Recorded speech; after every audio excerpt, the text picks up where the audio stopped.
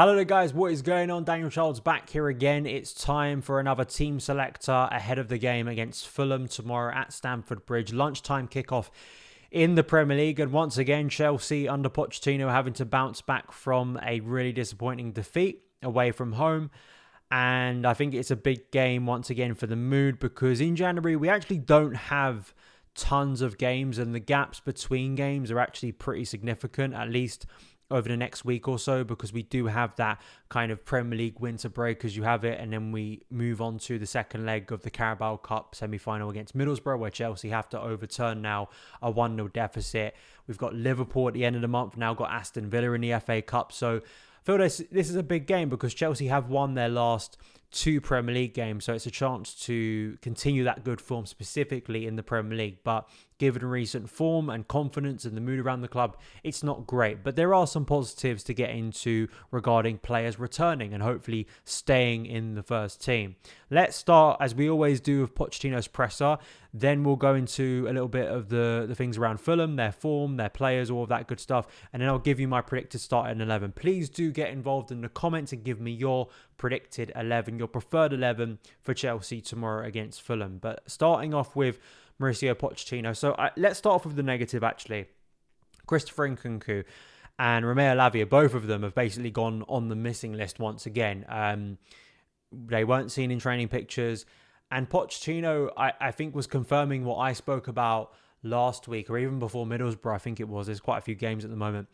And regarding kind of an injury that's quite hard to pin down when he's going to return. And I always do concern about those, because you see these things drag on and they get worse than originally feared.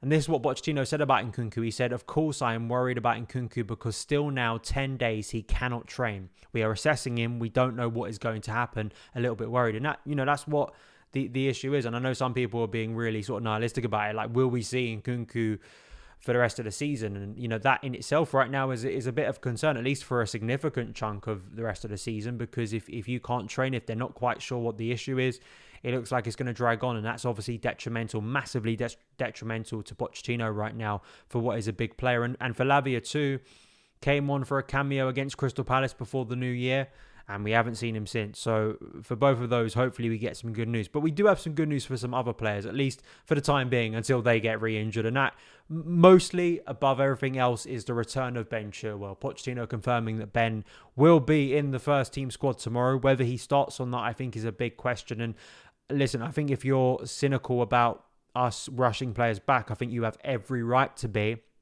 at least cautious, given what we've seen, like Lavia, like Nkunku, what we just spoke about there, and other players too. So Chilwell's back, but that's massive, because we were speaking about the Levi Colwill left-back thing yesterday. Badiashile is back too, whether he starts again, but that's another good addition to have back in the first team squad. And Chukwuemeka, maybe not as close to feature in the squad tomorrow, but looks like he's on a positive way back, which is good too. So in terms of those players returning, that's big, but it's the classic Chelsea. You get some back and others fall out. There never seems to be a case where we're really close to full strength. And it looks like, once again, it's not going to be till the summer before we've played any actual football or trained properly when we'll have a first team squad like fully fit again. So it's a long-term problem, and that obviously isn't going to be resolved today. We're not going to fix that talking in today's show. It's just an ongoing frustration. But I do think those players returning, specifically Chilwell, could be very, very transformative for Chelsea. Looking at Fulham, I was quite surprised actually how poor their form in the Premier League has been of recent weeks. If you look at it, they've lost 3 of their last 5 Premier League games. That win against Arsenal on New Year's Eve did end a pretty bad run, where they lost at home to Burnley, they lost away to Bournemouth, they were easily beaten away at Newcastle, who of course have had their own problems over the Christmas period. They did beat Rotherham in the FA Cup, but you'd expect them to over the weekend. And it looked like they were going to do a massive favour, at least a favour if Chelsea are somehow able to get to the Carabao Cup final by beating Liverpool away from home in that first leg. But Liverpool did respond. But listen, it's still an open game, 2-1. It's not the end of the world, and they do have the second leg at Craven Cottage. Willian scoring that goal, and Willian once again returning to Stamford Bridge, a player who I think the more time has passed on, and I said this at the time, the more we kind of miss him. I think just not right now, but I think as a professional, as a consistent professional, I feel that maybe people are appreciating Willian a little bit more. That's just my view. Looking at Fulham in a little bit more interest, I mean, Anthony Robinson as a left back, he's been there quite a while now, US left back.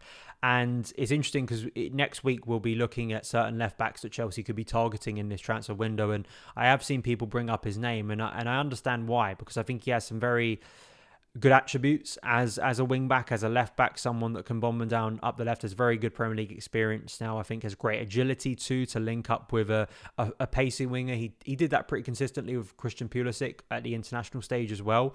Their top goal scorer so far this season is Raul Jimenez. That's not that surprising, but only with 5 goals. Willian is on 4 along with Bobby Reid. And when we look at some of their stats and their numbers, it's understandable why they're probably going to be pretty mid-table this season, because in terms of goals, expected goals, they're 16th, goals per match, they're 12th, shots on target per match, they're 14th. Accurate long balls is an interesting stat. They're second in the Premier League. Top is Manchester City, third is Everton, so they're a team that does play quite direct under Marco Silva. But in terms of defensively, they're down in 15th for goals conceded per match. They're 6th for XG conceded. So Bernd Leno is doing a lot of work pretty consistently in goal for Fulham, and that's something that hopefully Chelsea can exploit tomorrow. But going into Chelsea and how we look at this game, especially when you look back at the reverse fixture where Chelsea won comfortably 2-0 at Craven Cottage, I think one of the things that Chelsea did really well was exploit Fulham when they tried to press Chelsea pretty high. Will they try and press Chelsea pretty high at Stamford Bridge compared to when they're at home? I mean, that's a different question, and we do see teams change their strategy, especially at Stamford Bridge. And given Fulham's kind of plight recently, especially in the Premier League, they do not want to be dragged into that relegation battle anytime soon. I mean, they do have a nice buffer to the bottom 3, which is why I think they're going to comfortably stay up, and they're not that far away from Chelsea if we're being completely honest in terms of points. But to expect them to do the same. But if Chelsea can find those transition opportunities, particularly the way Chelsea were able down the right of Fulham's defence to exploit them for the first goal and how quickly they score the second as well. Fulham at times can be a very rigid and very stable, constructed team under Marco Silva, but in recent weeks they have conceded a lot more opportunities. They have conceded more goals, and again, maybe not performing to the same level they were defensively last season, which impressed a lot of people. And of course, they did beat Chelsea at Craven Cottage. So for me, I think going into this game, it comes down to profiling, it comes down to positioning. I think it comes down to a level of intensity that this team needs to bring against Fulham, because if we don't, I think you could see a very similar tale that we have seen against Middlesbrough, against a lot of teams, that low block problem that Mauricio Pochettino continues to have.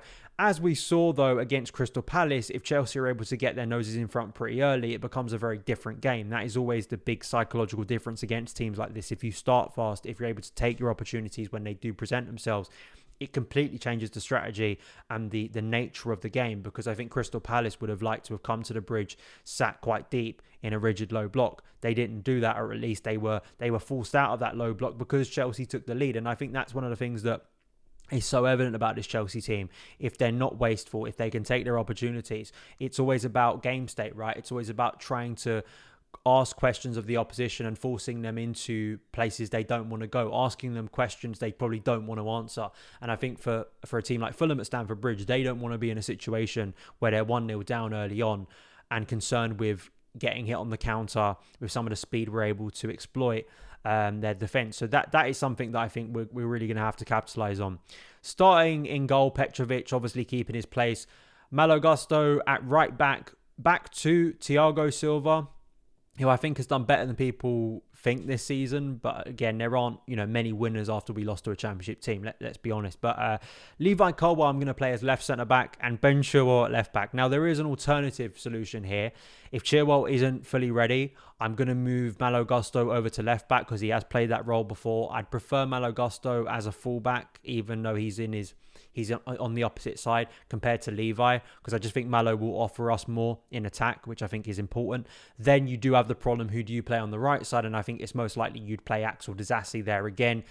It's the issue at the moment, right? You don't have a natural right back that could play there either. So that in itself is a problem. I think if we have we had Trevor Chalobah fit, I would have been playing Chalobah as a right back because I think he does a pretty decent job there. In midfield, and just on the left back thing, I mean, you cannot underestimate the impact Ben Chilwell will have. And I think the combination of him and Levi, and listen, we have seen earlier in the season in and out of possession, we saw Ben Chilwell playing as left wing. I would like to think we're at a stage now of the season with the options Pochettino actually has available to him that we won't see that again. And I hope that Pochettino's learned from his mistake, because I think it would be an absolutely dumb move if Levi continues to play at left back and Chilwell's playing at left wing. I understand some of the logic behind it, but I think I'd prefer another attacker on the pitch, and you just played Chilwell in his natural role as a left back. You're asking more questions of the opposing team. It gives more support to the winger on the left side, which I think is important. Caicedo and Enzo, I think Caicedo, yes, sure, he can be criticised for the goal. The Hackney goal, absolutely. When you look back at that goal, his lack of tracking. But I think he is doing a lot of important work, and it felt at times like he was trying to hold that midfield together. Enzo Fernandez, I saw some numbers before coming to do this show that he is leading in certain areas for Chelsea. But again, it's going to be that interesting thing. Are we going to see another game where Enzo Fernandez is playing in an area of the pitch where he's not going to be that influential? He came off pretty early against Middlesbrough. I don't know if that's a fitness thing or whether it was in preparation for this game. Not entirely sure, but I suspect that Enzo will start this game once again. Then I'm going to go into the attack and I'm going to shift things around a little bit, in the sense that I would like to see a 4-2-2-2. It's more about getting bodies into central areas for me, and also looking at players with their form, adding a bit of physicality, not playing players for me who've been nowhere close to good enough in recent weeks.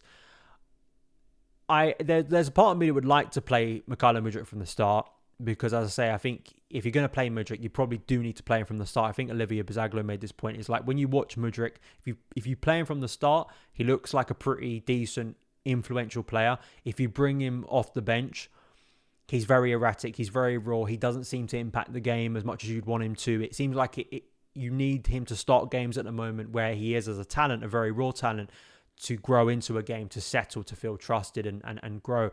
But I still think Madueke, for me, I'd have on the right side. I would have Conor Gallagher kind of playing as an 8/ a player pressing up, as we know he can.